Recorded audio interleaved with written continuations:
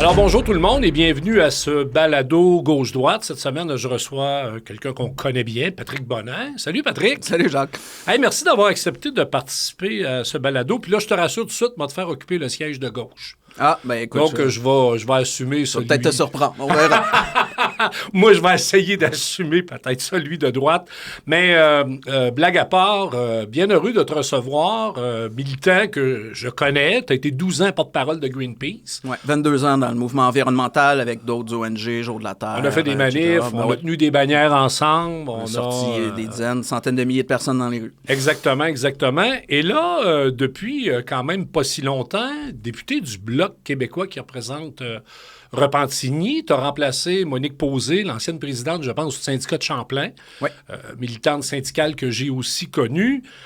Pourquoi, Patrick, d'abord la politique, puis pourquoi le Bloc, puis pas le Parti vert ou le NPD?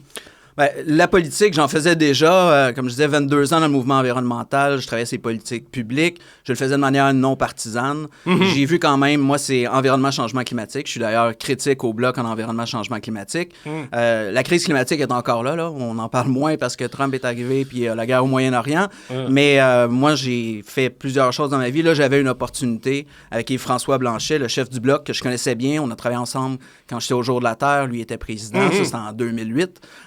Et là, ben, il y avait une possibilité qui se présentait avec surtout quelqu'un qui est convaincu, puis un parti qui est très clair où il se positionne en environnement. On ne fait pas de compromis sur ce qui est important, dont la crise climatique.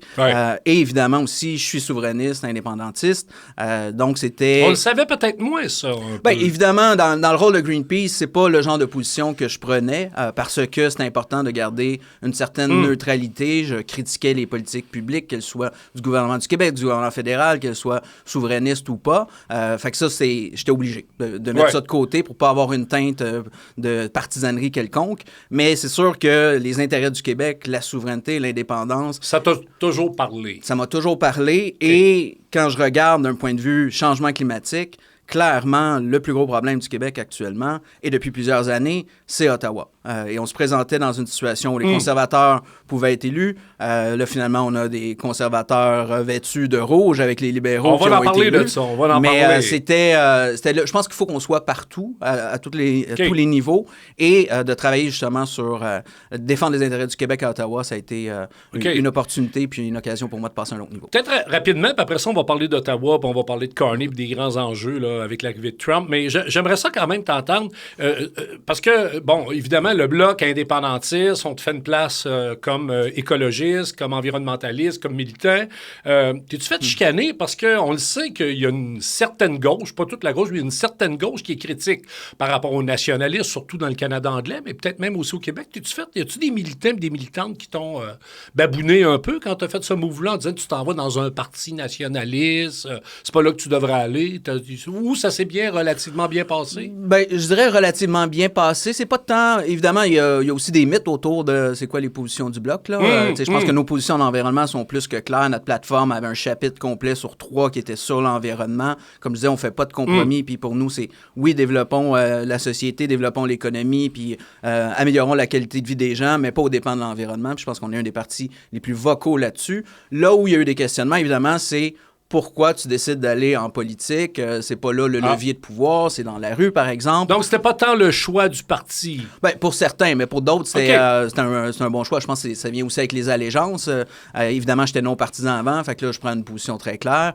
Mais je pense au niveau de mes valeurs environnementales, les gens ont gardé, non pas espoir, mais ont compris que... Ben oui, on garde espoir aussi, mais ont compris que crème, je m'en vais là parce que j'y crois, puis à date, on est hyper cohérent là-dessus, puis j'ai pas de problème avec nos positions. Mais c'est sûr que c'est un autre... C'est travailler de l'intérieur, c'est d'être un législateur, c'est d'être un député, c'est de représenter aussi des citoyens de la circonscription. Là, c'est quand même des gens qui votent puis qui sont pas nécessairement de mon allégeance, mais c'est un autre niveau de travail. Puis c'est les intérêts du Québec. C'est pas juste moi. C'est qu'est-ce qu'on a comme consensus, comme parti, qu'est-ce qu'on défend comme position, qu'on espère représenter le mieux, justement, l'opinion et les intérêts du Québec. Et ça, ben, ça demande des compromis, comme ça en demande dans n'importe quelle organisation. Comment, parce que tu l'as mentionné, il y a des gens qui pensent que ça se passe dans la rue, puis tu es quand même quelqu'un qui a toujours été identifié comme un activiste, puis c'est pas péjoratif quand je dis ça, là. Dans le mouvement syndical, moi aussi, j'ai déjà été considéré comme quelqu'un de gauchiste, activiste. On est toujours à gauche et plus activiste activiste que quelqu'un dans la société. Mais c'est comment, quand on arrive au Parlement canadien, c'est quand même un peu spécial comme environnement. Tu n'as pas passé ta vie à faire de la politique parlementaire institutionnelle. Il doit y avoir un petit choc. Ben, j'ai fait beaucoup de politique non partisane. J'ai fait des représentations, des mémoires en commission parlementaire. Oui, mais là, de te mettre une cravate, d'arriver là, tu me disais tantôt, honte, qu'il faut que tu mettes une cravate pour prendre la parole. Pour prendre la parole à l'intérieur du Parlement, oui, il faut faire ça. Au-delà des symboles puis de l'habit, le plus gros choc, je pense, c'est la réalité. T'sais, on le sait, le Québec est une société, une nation distincte. On est différent d'un point de vue culturel, d'un point de vue médiatique, politique, économique. Même notre vision environnementale puis les valeurs qu'on défend au Québec sont différentes. Mais d'être là-bas, à Ottawa, je pense que le plus gros choc, c'est de se rendre compte que les deux solitudes, elles sont vraiment là. Et que les gens qui sont là pour défendre le Québec, les intérêts du Québec, et pas avoir à faire la split entre les intérêts de l'Alberta, les intérêts des pétrolières, des banques de Toronto, puis du Québec, nous, on n'a pas à le faire. Et ça, je pense que c'est le plus gros choc. Après ça, c'est sûr que c'est du travail parlementaire, c'est différent. Tu me parlais du fait que je suis un activiste. Moi, je pense qu'il faut s'activer, en effet. Quand on parle de crise climatique, on n'est plus à rédiger des rapports puis à dire il est minuit moins une. On le sait qu'il est déjà trop tard, qu'on a déjà les pieds dans l'eau, dans les inondations, avec les feux de forêt, avec une urgence d'agir qui n'a pas disparu. Là, et au contraire, fait que c'est de transporter mon travail ailleurs, d'activiste, et de pousser pour justement que ce gouvernement-là se responsabilise à Ottawa, parce que clairement, il nous tire vers le fond, il ralentit le Québec. Ben, parlons-en justement de ce gouvernement. Il y en a long à dire. Ah oui, je sais. Et on va plonger. Et tu mentionnes, tu es au bloc, poussé sur le gouvernement pour s'assurer que les enjeux environnementaux soient pris en compte. Il y a quelqu'un que tu connais bien, Stephen Guilbeault, on en parlera peut-être un peu plus loin, là, qui est allé, lui, dans le gouvernement, sous M. Trudeau, dans la perspective de faire avancer le point de vue environnemental, écologique. Quand tu regardes ce que Mark Carney est en train de faire, parce qu'on ne se racontera pas d'histoire, là, puis pour le public, on sait très bien qu'il y a un virage qui est en train de se prendre à Ottawa. Quand tu vois ce que Mark Carney est en train de faire sur le plan écologique, environnemental, il va peut-être même déréglementer là, davantage pour permettre plus de pipeline. C'est commencé. T'es-tu découragé? Tu trouves-tu ça décourageant? Parce que, tu sais, quand même, au Canada, on avait quand même réussi à marquer des points. Le Parti vert a réussi à faire avancer des affaires. Guilbeault aussi. Mais dans l'état actuel des choses, t'as pas l'impression qu'on recule comme c'est pas permis? On recule comme c'est pas permis. Il y a une partie de décourageant de se dire, sérieusement, il y a des gens au pouvoir qui ont encore une conscience environnementale, qui sont capables de mettre aux poubelles s'ils en ont une. Là, tu parles de Guilbeault, là? Ben, Guilbeault, je pense qu'il a défendu son point à certains égards. Il avait mis des choses en place, je ne le cacherai pas, un plan d'action qui a été abandonné là, par M. Carney au niveau de la lutte climatique. C'est pas juste un début de virage, c'est un virage depuis un an. C'est décourageant parce qu'on sait qu'on perd du temps, on sait qu'on ne peut pas perdre d'un point de vue crise climatique, et d'un point de vue de virage, on parle souvent de la transition là, où il faut qu'on aille, mais là, c'est les breaks, puis c'est un U-turn qui s'en va directement dans le pétrole et le gaz, alors qu'on sait qu'il faut s'en sortir. L'Alberta gagne, hein? L'Alberta gagne haut la main. Les pétrolières, si on regarde depuis un an, l'agenda du gouvernement Carney, elle est calquée sur les demandes des pétrolières et des gazières, que ce soit, par exemple, projet de loi C5 pour bâtir le Canada, là, qui permet d'accélérer les grands projets, comme des projets de pipeline. Ben ça, c'est à fond la caisse, avec sous bâillon un projet de loi, avec l'appui des conservateurs, qui donne des pouvoirs jamais vus de suspendre 12 lois, 7 règlements, dont des lois en environnement, abandon de la tarification carbone pour les consommateurs, affaiblissement pour les industriels, recul au niveau de l'électrification des transports, plus de subventions au pétrole et au gaz, des projets de gaz naturel liquéfié, des projets de pipeline, l'expansion du pétrole et du gaz, enlever la réglementation pour le plafond pour les pétrolières et les gazières. C'est depuis le début, c'est ça qui se passe un après l'autre, et ils profitent de la situation actuelle économique, la crise tarifaire, aussi la guerre au Moyen-Orient, pour avancer l'agenda pétrolier. Mais t'achètes tout ça, toi, son argument, parce que souvent, les gens vont dire « Ah, ben dans le contexte actuel, avec Trump, on n'a pas ben le choix. » On a toujours le choix. Moi, j'achète pas ça.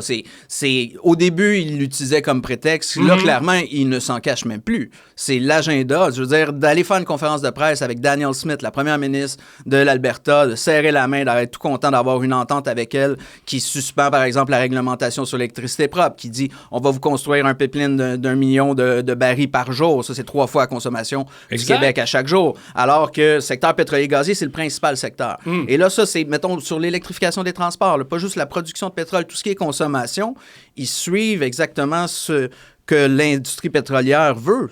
continuons à consommer le plus possible, retardons la transition. Et ça, c'est problématique, mais à plusieurs égards.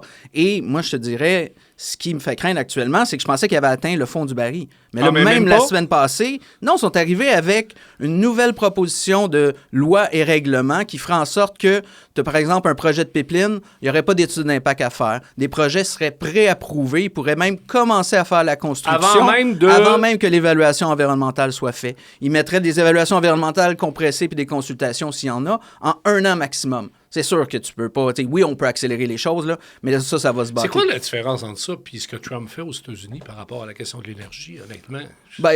Je pense que la différence, c'est qu'ils disent qu'ils luttent contre les changements climatiques, le gouvernement libéral. Ils gardent quelques petites mesures, puis en Chambre, ils disent... Il enrobe. Il arrive avec un aura de M. Carney, c'est l'ancien ambassadeur de l'ONU pour les changements climatiques. Il est donc bien vert, mais dans le fond, quand tu regardes le fait, non seulement le vernis a craqué, mais il n'y a plus de vernis vert. Zéro. Il n'y a plus personne quand même Stephen Guilbeault dit c'est pire que le gouvernement Harper. Harper qui était... Guilbeault, t'as raison. C'est pire que Harper, mais c'est vrai. Parce que Harper, il y avait de la mobilisation. Il y a les évaluations environnementales, il a scrappé ça, il a accéléré justement les projets, il baïonnait les scientifiques, mais les gens sortaient dans la rue. Aujourd'hui, les gens, on ne voit pas ce mouvement-là encore. Est-ce que ça va revenir? Je pense que oui, mais les gens sont tétanisés par l'économie. Puis le problème, c'est que la proposition de vision à court terme économique, c'est on veut développer l'économique, soit le pétrole et le gaz, là, et sinon, on ne développe rien. Fait que les gens ils disent oui, on a absolument besoin de développer l'économie, alors qu'il y en a des solutions qui permettraient, puis ça se passe dans le monde, là. Si on est dans la bulle nord-américaine, Trump, oui, en effet, c'est à fond la caisse pétrole et gaz, puis on se fout des changements climatiques. Mais c'est pas de même dans le monde, là. Il y a plein de monde qui réalise avec la guerre au Moyen-Orient que il faut accélérer l'électrification, il faut accélérer les moyens de se libérer du pétrole et du gaz dans nos industries, dans nos PME, dans nos entreprises, dans nos bâtiments, dans nos transports. Et il y en a plein. Cette guerre-là a ça comme conséquence, avec l'augmentation du prix, entre autres, des hydrocarbures. Les gens se rendent compte, puis les pays, que, on est vulnérable, il faut s'en départir. Donc, il y aurait moyen de développer l'économie. Non seulement il y aurait, mais il y a moyen, puis on a tout à gagner au Québec à faire ça, à développer, tabler sur les énergies propres. Ben oui, puis on pensait que c'était même un acquis. On pensait même qu'on avait convaincu, je vais prendre une terminologie que tu connais, les capitalistes, qu'il y avait de quoi à faire avec le développement durable, puis de prendre le virage environnemental. On a l'impression, finalement, que c'est l'autre agenda. Il y en a encore. Il y a toute une grappe de l'économie verte en général. Là, verte, il faut faire attention. Il y a de tout et n'importe quoi. Là, on ne s'en va pas dans la surconsommation, puis ça prend la décroissance de certains secteurs, nommément pétroliers et gaziers, entre autres, là, parce que sinon, on s'en va dans le mur, on le sait. Mais il y a une réalité où tu as des jobs qui se créent, des bons jobs qui sont en équilibre avec, justement, un développement économique, social et protection de l'environnement. Puis là, le problème, c'est qu'on ne fait pas ça au Canada. On est en train de tomber en retard sur tout ce qui se passe à travers le monde. Je veux dire, ils ne sont pas capables de construire un véhicule électrique au Canada qui a de l'allure, là, puis qui n'est pas cher, là. Exact. C'est toute l'industrie, le tissu industriel, les solutions d'avenir qui ne sont pas développées. Et non seulement à court terme, ça va nous faire mal, mais à moyen terme, on va être complètement déclassé, alors que le Québec est un leader à plusieurs égards, que ce soit l'électrification des transports, l'énergie propre, etc. On va en parler du Québec, parce que je veux t'amener sur un autre terrain, parce que tu l'as dit tantôt, évidemment, le Bloc est souverainiste, indépendantiste, t'es un nationaliste. On va parler tantôt de quel Québec, le genre de Québec que nous voulons. Mais j'aimerais ça t'entendre sur une dimension du débat politique actuel. Bon, je te l'ai dit tantôt, je t'ai demandé, as-tu été critiqué parce qu'il y a des gens qui disent le mouvement nationaliste, c'est à droite. Il y a un phénomène quand même de conservatisme en ce moment en Occident. Tu entends comme moi, là, les débats sur notamment l'immigration, les questions sociales, tout ça. Même si tu étais à Ottawa, tu es un militant au Bloc, tu n'es pas un militant au Parti québécois ou à Québec solidaire, parce que ce sont deux partis souverainistes indépendantistes qui n'ont pas nécessairement les mêmes positions économiques et sociales. Comment tu perçois ça, ce débat-là, par exemple, de l'immigration? Parce qu'il y a un phénomène de conservatisme, la fermeture des frontières, les immigrants sont responsables de la crise du logement, les immigrants sont responsables de l'itinérance puis des différentes problématiques. Toi qui es un militant souverainiste progressiste, comment tu perçois ce débat-là? Bien, moi, je pense pas que le nationalisme est nécessairement conservateur ou qu'il y a cette vision-là. Là. Il y en a une frange qui a eu beaucoup trop de d'importance, je pense, dans la place publique. Là. Mais moi, ce que je vois, mettons, comme député, parce que c'est ça le rôle d'un député, c'est que tu écoutes l'ensemble du monde, c'est qu'en effet, il y a des enjeux avec l'immigration. Il y a des enjeux avec le fait qu'actuellement, il y a des gens qui ont besoin de venir ou qu'on veut même qu'ils viennent ici. Il y a des incapacités de les accueillir correctement, que ce soit en termes de capacité d'accueil, la fameuse capacité d'accueil. Là, je pense pas que ça doit être un prétexte pour dire on ferme les frontières. C'est pas ça. C'est réaliser si on veut des gens ici... T'as pas de problème avec le concept là, qu'on fasse ce débat-là sur la capacité d'accueil? Je pense qu'il faut... Parce qu'il y en a même qui disent on devrait même pas parler de capacité, on devrait juste parler de volonté d'accueil. Non, mais je suis d'accord qu'il y a une volonté. Mais après ça, il faut faire les choses correctement. Que ce soit, par exemple, à faciliter l'intégration dans la société en français avec, évidemment, une volonté que ces gens-là, et ils sont comme ça, là, ils viennent contribuer à enrichir la nation québécoise. Ils viennent contribuer avec leur expérience, leur bagage culturel. Fait que là, actuellement, c'est bon qu'on ait une réflexion là-dessus, mais pas de fermer les frontières, au contraire, mais de s'assurer de prioriser qu'il y a des gens qui viennent ici. Qu'est-ce qu'on veut avoir comme type de personnes. Puis il y a des réfugiés aussi là, qu'on a besoin, puis qu'on va avoir besoin de plus en plus d'être capable de les accueillir, là, ne serait-ce que, par exemple, en raison de la crise climatique. Là. Mais je pense que le débat évolue là-dessus au Québec. Mais clairement, il y a trop de ce qui s'est cassé sur le dos des immigrants par des sorties qui auraient demandé davantage, je pense, de polissage ou même des dérapages qu'il y a eu qui fait croire que non, on n'est pas une société d'accueil alors que le Québec, il l'est. Mais oui, il y a eu des enjeux à ouvrir les frontières, les vannes non pas sans limite, c'est vraiment pas... Je pense que Trudeau est allé loin. Il a répondu, Trudeau, par exemple, aux demandes du patronat qui disait on a besoin de main-d'œuvre, parce que c'est un peu ça la logique, là, démographiquement.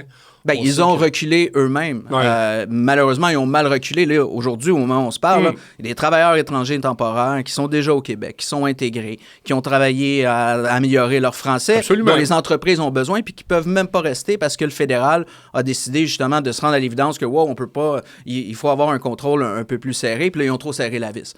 Fait que ça, il faut se rendre compte de la valeur ajoutée, le fait qu'ils font partie de la société québécoise, qu'ils contribuent et qu'on a besoin de non seulement d'eux, mais eux aussi ont besoin de nous. Je veux dire, il y a des réalités mondiales qu'on est choyés comme société. Ah oui, tout à fait. Fait que ouvrons nos frontières, mais ouvrons-les correctement, puis gardons, c'est une question humaine aussi, c'est ça qui est de valeur dans ce débat-là, c'est qu'on oublie qu'il y a des gens, qu'il y a des familles, qu'il y a des enfants qui vont être déplacés. C'est pas juste des numéros, là. C'est pas des cannes de conserve qui traversent une frontière. C'est pas facile là, d'arriver comme ça, d'être déplacé, de venir ici. Là. C'est pas de gaieté et de cœur que les gens quittent leur pays nécessairement. Là, au contraire, plusieurs qui sont forcés de le faire ou parce que ça va pas bien, puis il y a des enjeux humanitaires, etc. Mais c'est hyper difficile de te déraciner puis d'arriver ici. Là. Fait qu'il faut aussi garder ça en tête, là, que c'est pas des numéros, c'est des humains. Puis il faut qu'on ait cette discussion-là correctement, pas de la polarisation comme on le voit, pas de la fermeture, mais de l'ouverture puis de la discussion. Puis je pense que le débat évolue, mais là, il faut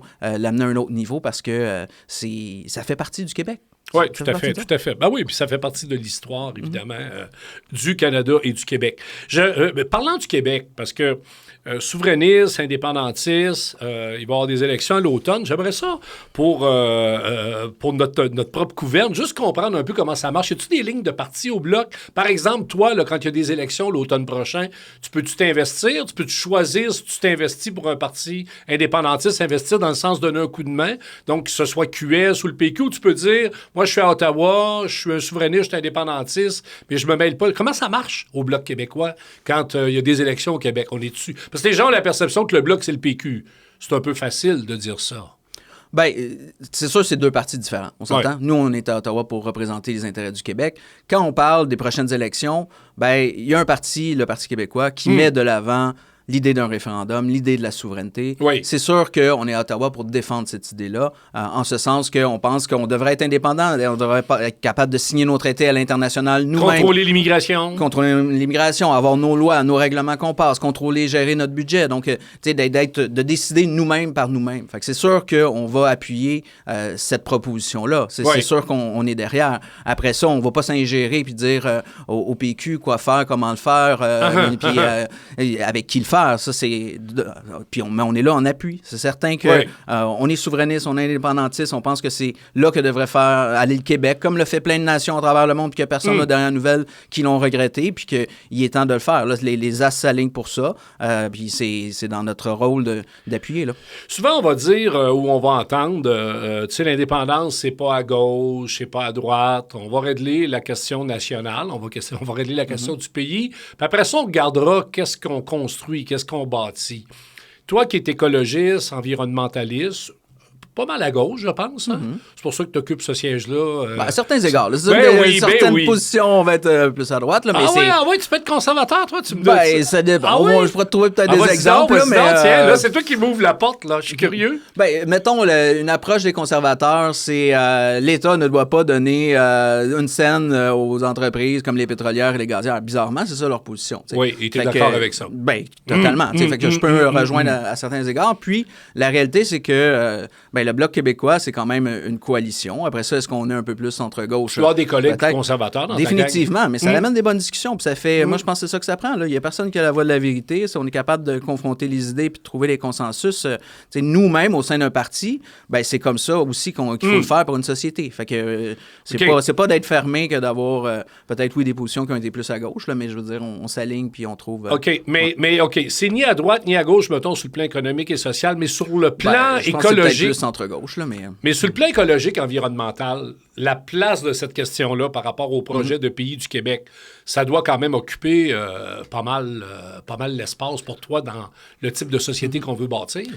En même temps, avoir un environnement sain, une qualité de l'air, une qualité de l'eau, puis des écosystèmes qui restent en place, puis qu'on n'est pas en train de brûler avec des changements climatiques, je pense pas que c'est de gauche ou de droite nécessairement. Les conservateurs puis les libéraux, qui sont clairement des conservateurs habillés en rouge, oui, actuellement, ils abandonnent la lutte climatique, ou en tout cas, il y en a qui ne l'ont jamais embrassé, là. Mais je pense que c'est pas de gauche et de droite être environnementaliste. Mais d'un point de vue sociétal, tu as raison, pour les humains que nous sommes, et sur le plan politique, quand même, il faut connaître que la droite est assez productiviste, portée vers le pétrole, le gaz et compagnie. Oui, mais il y a eu des mouvements plus de conservationnisme, là, de conservation de la nature au sein de la droite. Mais en effet, en général, c'est pas là que ça loge. Nous, notre réalité, c'est il y a une crise climatique. Et il faut l'adresser. Puis le Québec a tout à gagner à ce qu'on arrête de tergiverser là-dedans, à ce qu'on se fasse tirer vers le bas par le fédéral, par exemple, qui continue à donner presque 10 milliards de dollars par année en subvention aux pétrolières et gazières, qui est en train de tasser les lois pour accélérer des projets pétroliers gaziers, qui abandonne des mesures de lutte au changement climatique, qui fait en sorte qu'on se libérait, par exemple, de notre dépendance au pétrole, au gaz, dans les bâtiments, dans mettons, des coupures de 5 milliards en transport en commun, comme le fédéral a fait. Là. Oui. Mais c'est sûr que le Québec est impacté. C'est sûr qu'il y a quelque chose, le fait qui affaiblissent la réglementation pour forcer les manufacturiers à vendre plus de véhicules électriques, c'est sûr qu'on a moins de véhicules abordables, par exemple, au Québec. On a moins de véhicules électriques, moins de choix. Donc, ça vient avoir un impact, ça tire vers le bas. Alors que si on avait la capacité de choisir nous-mêmes, 50% des véhicules vendus au Canada dans les dernières années, c'est au Québec. Là. On est de loin en avant. L'électricité renouvelable, c'est le Québec, le paradis. On est à 99% d'énergie renouvelable. Ça n'a rien à voir avec l'Alberta, par exemple. Penses-tu que Mark Carney devrait ouvrir sur la question des voitures produites en Chine électriques? Un peu plus qu'il... Quoi qu'il y a eu une tendance là, à vouloir ouvrir. Il y a des enjeux, hein, parce qu'actuellement, c'est bien beau, là, la Chine est rendue le grand partenaire avec le fédéral, là, mais il y a encore du travail forcé, il y a encore du travail des enfants, il y a des conditions de travail. Ça, c'est sûr. Les Ouïghours qui sont... c'est pas à moi que tu vas apprendre ça. Là. Non, ça, c'est exactement. Fait que nous, puis il y a des enjeux aussi au niveau de l'ingérence dans les élections, mais en général, il y a des enjeux au niveau de l'espionnage. Fait que nous, ce qu'on préférait, c'est qu'il y ait une ouverture aux véhicules, par exemple, européens. Qui actuellement ne rentrent pas au Canada. Parce qu'il s'en fait des voitures électriques. Il s'en fait plein. Il y a plus que 20 petits modèles abordables en Europe de voitures électriques là, qui n'ont même pas accès ici au Canada parce que sont bloqués à la frontière pour des raisons d'équivalence au niveau de la sécurité. Là. Donc ça, c'est la première chose à faire. Le Mexique le reçoit. Pourtant, on a un accord avec l'Europe. Hein, oui, mais malheureusement, c'est pas suffisant. Fait qu'avant même de s'en aller en Chine avec tous les enjeux de droits humains qui sont pas respectés, là, C'est bien beau la business, là, mais nous autres, on a un enjeu majeur avec le fait que... Les droits humains, les droits des travailleurs. Les droits humains, des travailleurs forcés, des enfants, etc. Là, c'est terrible. Là. Il nous reste peut-être 5 minutes. Je vais te poser des questions. Tu vas voir, on va être efficace sur le... Dans le Québec de Patrick Bonin, indépendant, y a-tu un troisième lien? Non. OK, parfait. C'est clair.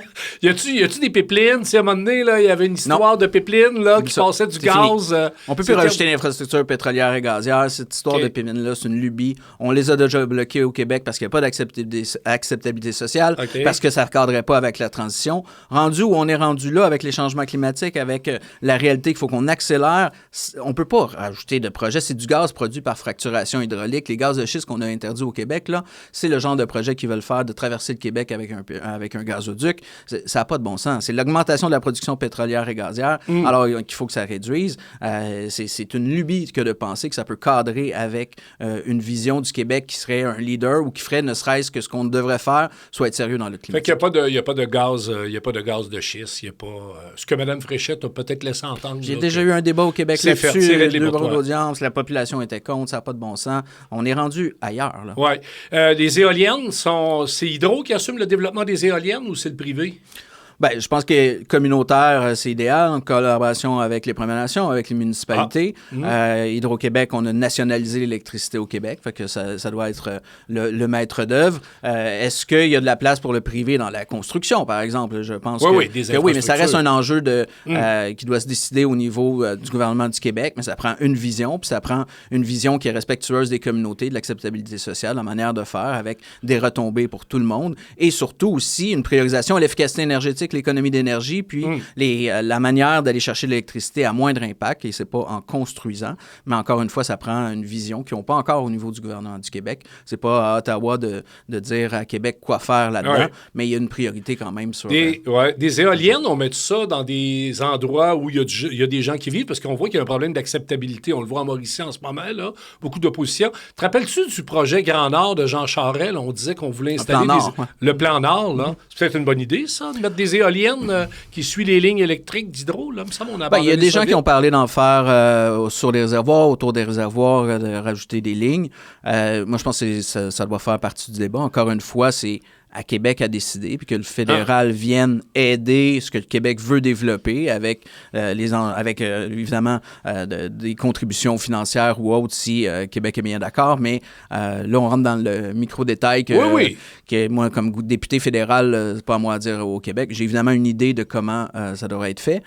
Mais clairement, avec les communautés, il faut que ce soit dans le dialogue. Il ne faut pas que ce soit des projets imposés. Il faut qu'il y ait des vrais débats parce que s'il y a des impacts pour les gens, puis après ça, si les gens trouvent qu'il y a plus d'avantages que d'inconvénients, ben, ils décideront d'aller là. Dans mon petit jeu, tu étais rendu ministre de l'Environnement d'un Québec indépendant en passant. Peu importe le rôle, je vais être là pour aider le Québec, c'est clair. Là. Je t'en pose peut-être une dernière. Le fameux train à haute vitesse là, qui devrait partir de Québec, qui passe par Montréal, qui s'en va à Toronto, c'est une bonne idée ou c'est une fausse idée, mauvaise idée?